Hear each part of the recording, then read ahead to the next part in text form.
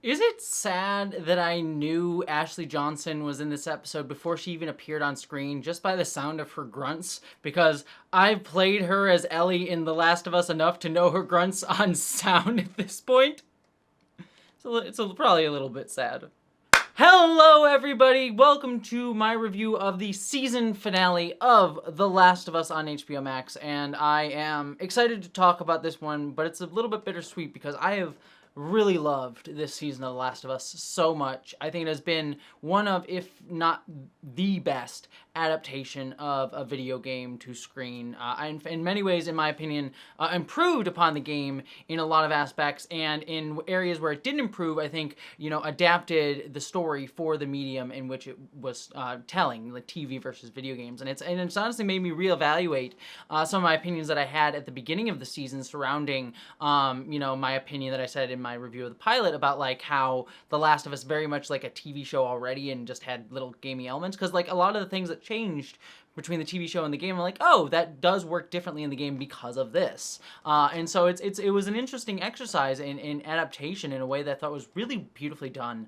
And this finale is no different, but I've been really I love this season. I wanted to say that up front. But let's talk about this finale. I'm gonna say just focusing on the episode itself for most of this review, but at the end I'm actually gonna circle back a little bit to discuss some of my thoughts on the season as a whole, as well as some things that I'm curious to see coming into what I'm expecting we'll see in season 2 and 3, given that I'm assuming they're going to adapt The Last of Us Part 2, and some of the stuff that was set up in this season for that specifically in this episode. But I don't want to spoil anybody on Last of Us Part 2 if you have not played it, so I'll save that for the end. But sticking with this finale, like I said, an amazingly strong finale, anchored by a phenomenal performance by Pedro Pascal and Bella Ramsey. Also, Ashley Johnson in there as well, who I'll talk about in just a second. But this episode very much is almost outside of the Ashley Johnson stuff at the beginning, is almost a one-for-one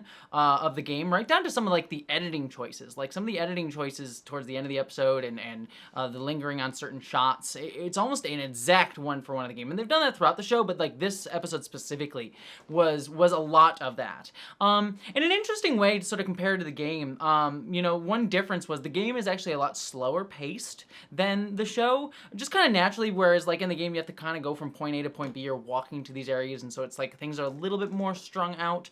And I think that pacing actually I kind of liked more in the game, just because it kind of made me feel the melancholic feel of this moment. Than I think the TV show can really evoke. That's not to say that the TV show is bad, it's just sort of a different pacing issue that you just can't do in a TV show unless it's be an hour and a half and we just see Pedro and Bella like walking from A to B for a long point of it, which I would watch. I would certainly probably enjoy it, but it doesn't make for riveting television, I'm sure. But other than that, like I think that is made up for by the just again such great performances. But let's start off at the beginning here. We have a flashback to seeing Ashley Johnson as Ellie's mom, which is something we never got to see in the game. And it's great to see Ashley Johnson play Ellie's mom. She plays Ellie in the video games, if you didn't know. And this sequence I thought was, I kind of predicted a lot of it, but I liked some of the moments that we got to see that sort of echoed themes of this episode and ones prior. Because when she realizes that she's bit, and she's not going to live for too long after having given birth to Ellie, it reminded me, without stating it, the things that Riley said of, like, we fight for each moment. And so Ellie's mom just sort of having to sit there and realize, like, I'm only going to have a little bit of time with Ellie, and wanting to enjoy what she had and focusing on that for what little time she had left. And it also just is, like, a very, like, guts me a little bit, because Ellie, without realizing it, has had that same experience with someone twice now, with her mom and with Riley. And it just sort of reminded me of those losses that she echoes again at the end of the episode. So there's that theme of it. I also should say Ellie's mom giving birth while pregnant, that seems to be like a recurring theme of the past year in change between like Wheel of Time and House of the Dragon. We've had like badass women doing things while giving birth moments. I think Wheel of Time and this do it better than House of the Dragon do. I've talked about in other videos about my feelings about, some of the pregnancy messaging in House of the Dragon being, I won't relitigate it. I've had mixed feelings on it, generally. But here I thought it was cool. Cool to see that. Going forward, though, I also like the moments between Ellie's mom and Marlene, because again, it kind of echoes what we would see later on with Joel, of Marlene not wanting to give up her friend, even though knowing that she's going to die, but being willing to do it. And it's not exactly the same, but I think it's sort of mirroring like the sacrifices people make in order to do the things that they need to do to protect the people that they need to protect. It also draws Marlene's caring towards Ellie and the connection she has to Ellie, that she's also willing to sacrifice at the end here. But then this brings us into the present day, that we get just the much stronger connection between Joel and Ellie. And I love some of the subtle stuff they do in these scenes, like Joel being willing to give her his gun for a minute to hold, or sorry, Joel being willing to give her his gun for a moment, because, you know, in the beginning of the season, he wouldn't trust her with a gun. Just some things like that. And you clearly see that their bond has grown stronger. He's very much treating her like a surrogate daughter throughout the entirety of this episode. And you just see that that's where they're at here. To the point that when we get to the Fedra station and we hear the story of Joel wanting to die by suicide after his daughter's death, that's the story he never would have told her about, and just being very open and vulnerable and connecting in that way, and him being very just open about that, and not even seeming to have any reticence about it. Like, I love the way Pedro performed it. Like, it wasn't like he was like dredging it up. It was a vulnerable moment, but it wasn't like he was like trying to get over something by opening up with Ellie. He felt fine to do so. That's the point that he's at. Like, that's how much we progressed. There's no hesitance or reticence. It's just what came up with what they were talking about and where they were at. And I thought that was a really, I really liked that that performance. The other moment too, the moment of the draft played almost exactly like in the game with the ladder. I love seeing the ladder dropping moment. That's like straight from game mechanic stuff.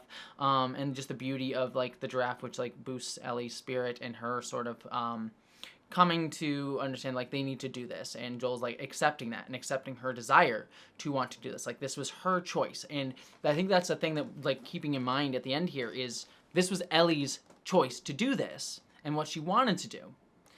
Which brings us into the last section of the game, where I love that, you know, we learn from Marlene that she is going to kill Ellie to get this cure, and it's going to kill her, and sort of telling that to Joel, and Joel fighting back against that. And what is interesting here, and it kind of gets reiterated towards the thing at the end, is like both Marlene and Joel are denying Ellie's consent in this situation. Marlene just keeps Ellie knocked out, doesn't allow her to choose whether she wants to go through this procedure or not. She's just going to do it. Joel, on the flip side, by killing all of the Firefly people, killing Marlene, is removing her agency too, because he doesn't ask her for what she would want to do. Because both of them are afraid to what her response would be. And so from different ends, both of them are seeing her as an object, what they mean to them. You know, Marlene as seeing her as a cure and not a person. And Joel not seeing her as a person as well, but as more of like his surrogate daughter that he needs to protect at all costs, because he has lost so much and he has failed in his eyes so many times that he can't do it again. But in a way, he's denying her agency. And neither of them would have liked that. In fact, the only time it's brought up, the idea of her consent is brought up, is by Marlene, not even is a respect for Ellie's choice, but as a last bit attempt to try to get Joel to change his mind, to let Ellie stay.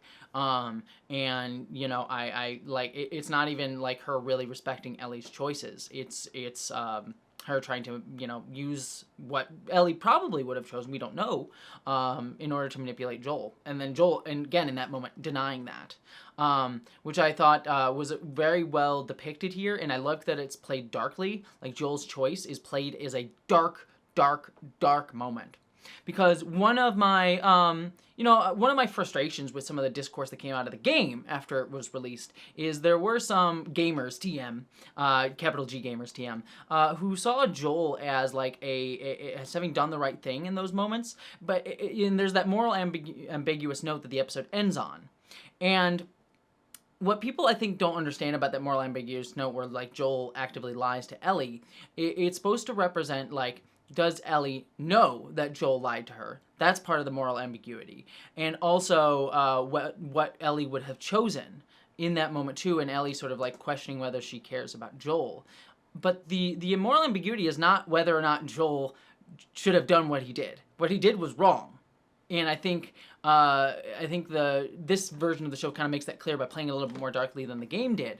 Whereas I think there's I think most people understood this, but there was an element that, like, because we played as Joel, you project onto him a little bit more, and that critique, I think, got lost a little bit. And I wonder if that same conversation will recur a little bit, just because of how much I think there's a cultural adoration of Pedro Pascal and how wonderfully he's played Joel in this season, and how much we relate and empathize with him as an actor and him as a character.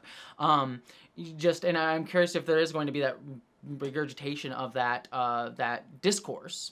Because the show doesn't make it exactly clear, like, this is the wrong thing to do, but I think it's very clear to me that it is the wrong thing to do. And that the moral ambiguity is actually targeted elsewhere, not on that part of it. But because it has a moral ambiguous ending, people also question that element of it, too. Which is why, and here's where I'm going to get into a little bit of spoilers for Last of Us Part 2. So if you haven't played Part 2, just jump off here. I love the episode. I thought it was great, and I really enjoyed all of this elements of it, as it should be very clear. But to jump into Part 2 stuff, we get the doctor at the end here, who we later learn in Last of Us Part 2 is Abby's father. I like how they didn't put much emphasis on him here. He gets a moment, a memorable moment, but not much emphasis. It's kind of like the moment in the game, and then that'll come back up later, I'm sure, in Season 2 or 3 when we get to that reveal. I'm sure it'll be at some point in there, if they go that route with the story. And so I like that he's got a moment, but he's not overemphasized here. And also, I believe Laura Bailey's playing one of the nurses, which was cool to see, just as in the credits of the episode too. Laura Bailey being another famous voice actor, known for Critical Role stuff, and has done stuff with, I think she was in the game as well, I don't remember, but she's also done a lot of voice acting and acting stuff. So it's cool to see her there. But this is why I think there was such a vitriolic reaction to a degree. There's many reasons there was a vitriolic reaction to Last of Us Part 2, but I think part of it was the fact that Last of Us Part 2 was so openly clear about the criticism of Joel as a character in a very, some would say overly harsh way, but I think was kind of a necessary part for that story, to be like, this is what Joel's actions wrought, and that cycle of violence that continues and perpetuates itself because of those choices. And I think because of people relating to Joel and sort of understanding him as like a hero only, and not understanding the darker critique of him. And again, I love Joel as a character. Legitimately love him. So I didn't like his death in Last of Us Part 2, but in a way that I thought made the game stronger. It made me motivated in the same way Ellie was motivated in that game. But I think that people sometimes got very vitriolic and hated The Last of Us Part 2 for like not having that cognitive dissonance resolve around the character of Joel, about how his choices are actually taking away consent from us as the player playing the game. Like Joel, we are playing Joel's story, we are not playing our story. And Joel, in a way, in the game, takes away our consent, as opposed to in the show, which is kind of interesting, where we don't have the agency in the game that is being removed from us. It is just us watching passively Pedro's role in that. So I think that's an interesting distinction that I think in a way kind of makes the ending a little, I don't want to say less powerful, because I think there's power in Pedro's performance that I think, not to knock Troy Baker, but I think Pedro brings an interesting, live action piece to that. And Troy Baker did great too in the game, but I think there's a different element than the sort of implication of our agency being removed from us that Last of Us does, in a way that like BioShock did too. Like BioShock was also a game that was kind of about that as well, about removing agency from the player in a way that was kind of surprising and kind of critiqued that idea of agency in video games that I don't think a TV show can do as well.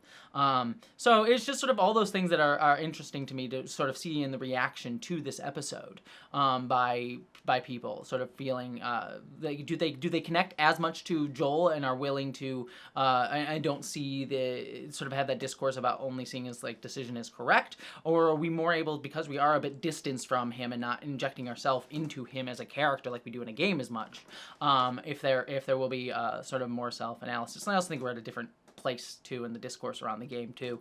So I'm really curious to see how that discourse is going to go at the end of the season into season 2 as well, because I'm sure that will reignite some of those discussions too once we get to that part of the season, whenever that season comes out in a year, 2 years, however long. But yeah, that's my thoughts on The Last of Us season finale. A great finale, one that I'm earnestly curious to see how the discussion is going to go around it. But one that overall on its own stands the discourse, capital D discourse. I really loved, and this was a phenomenal season. In many ways, I think added a lot to the game and changed a lot from the game in a way that, like I said at the top, I think enriched both my understanding of the game itself and of the story that we were watching. And for that, I think that this show has been a rousing success, and again, one of, if not the best adaptation of a video game ever. And this isn't to say there haven't been other good adaptations of video games. There have been, but I think this is definitely at or near the top of the pile. I think the only ones I could immediately think of that may be better would be like Arcane or Castlevania. I'm sure there's others I'm forgetting, but those are up there as well. Anyways, those are my thoughts. I'd love to hear your thoughts down in the comments below. Beyond all of that, I hope you're all doing well, my friends, and as always, live long and prosper.